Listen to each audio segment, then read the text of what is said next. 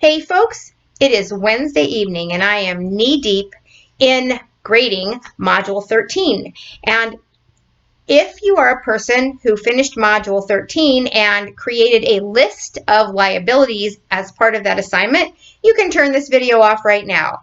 The rest of this video is for folks who actually did not create a list in accordance with the assignment instructions. I'm going to share with you what the assignment required so that if you would like to, you can go back and revise your work so that you do not get docked points. It will probably take me a couple of days, as it always does, 2 or 3 days, to read everybody's everything. And so those of you who did not actually create the list, I will not grade your paper until I'll make a note that that's why I didn't leave you points, and I will not go ahead and grade your work until I get to the end of the grading. I'll come back and see if you have revised it. If you have, then I will be happy to give you all the points you have earned. If you haven't, then I'm just going to do what I have to do. Please don't make me. All right, so what was the exact assignment? The exact assignment asked you to go back to that same organization that you studied in Module 3, or I actually said if you wanted to use a different organization that you're interested in that has a very rich amount of material available online for you to get to know the organization, you're free to do that. Either way, to refamiliarize yourself with the programs and the operation and all that kind of stuff of the organization. And then you were to read all the assigned materials. I can't remember if they were all readings or if some of them were auditory or videos, but regardless, you were supposed to make your way through the materials.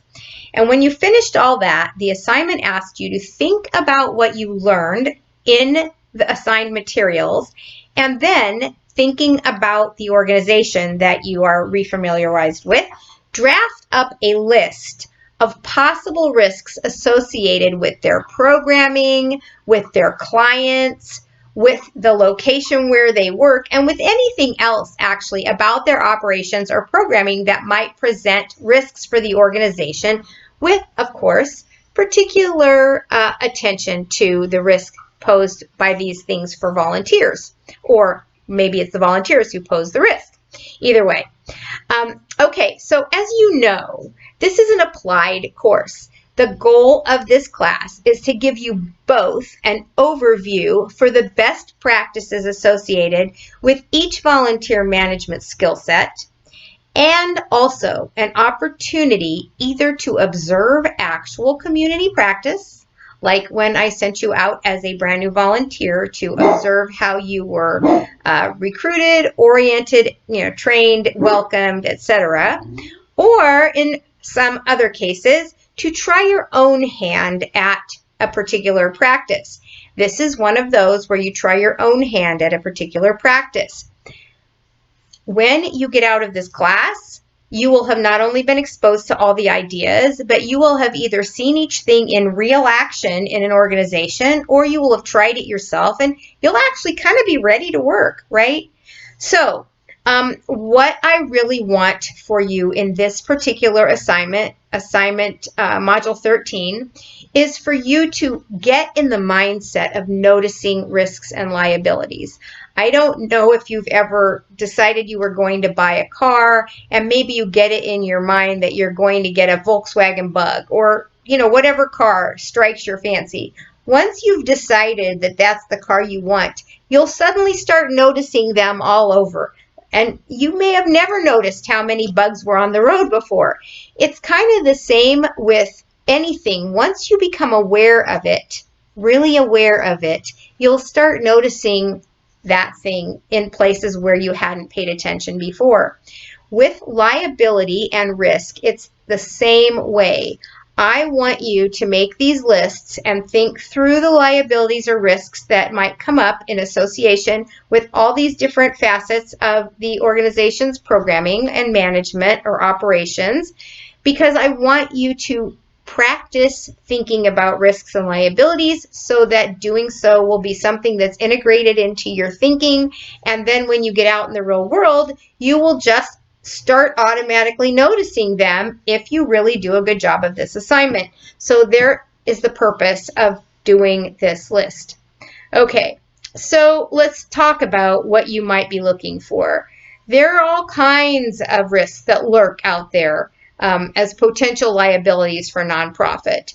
So when you are thinking about programming, client interaction, location of organization, and whatever else might be a risky part of their business, you will basically ask yourself questions like, are they serving food? If so, what are the risks of serving food? Do they offer transportation? What are the risks of transporting people? Does the nonprofit offer services to youth or the elderly or some other vulnerable group of people? If so, what kind of risks to those people might the volunteers present? What kind of risk to your volunteers might the activities present? In other words, just be thinking about their specific programming and brainstorming all of the different kinds of risks that would be associated with their different programs, the operation of those programs, the location where they do those programs, and so forth. Now, what if that feels hard to you because you've never done it and you're not really sure why, and you can only think of one thing, and maybe that's why you only wrote one paragraph? Well, I'm going to make two suggestions to you. One is to go back to the readings, because the materials that I gave you talk about all kinds of risks. And you can basically skim through these readings. I'm sure you've already read them, but now we're going to go back and refresh ourselves. And so you'll just need to skim through them and be thinking every time they mention a kind of a risk, how would this apply in this organization? It might not, but it might. Would this apply? Would that apply? Would this apply? Would that apply? As you go through those materials.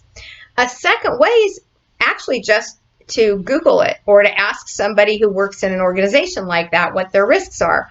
But Googling it's pretty easy. What if you had an organization that was transporting the elderly to, I don't know, elderly programming, or maybe taking them shopping. There's elderly programming that picks up the elderly and takes them to the grocery store once a week, stuff like that. What you might do is get on Google and research something like, what are the risks and liabilities of transporting the elderly? What are the risks and liabilities of working with the elderly? So as you Google, you'll get some articles and stuff back that will give you some ideas, and they might tell you, well, you have to be careful of the elderly because they're frail and they might fall, and you might need to have, you might need to think about availability of medical care. You might think about the transportation issue of it. You might think about what kind of problems they might have in a public space like a grocery store, and how you can be aware and available for those kinds of things. So my point is, even if you can't think about it, if you use the tools that you have like Google, I think Google will help you think about it. The important thing is just to get in the process or the practice, to practice thinking about these things. And once you have practiced thinking about them across all their programs and their operations and their location and their way of doing things, you will have thought about a lot of different potential risks and liabilities for that organization. You'll have a nice big list, and you can turn in the list for points, but also it's going to integrate back there into your thinking. And the next time you go somewhere and see, like a group of elderly getting out of a van and walking into the grocery store, you'll be thinking, oh, risks.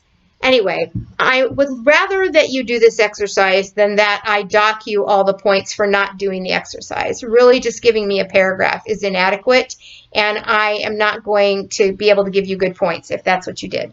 So please, make the time to return to Module 13 over the next 2 or 3 days. I am positive I will be done grading this by Saturday at the latest. So if you do that, you should get it done quickly, and save yourself the points, but also increase your skill capacity.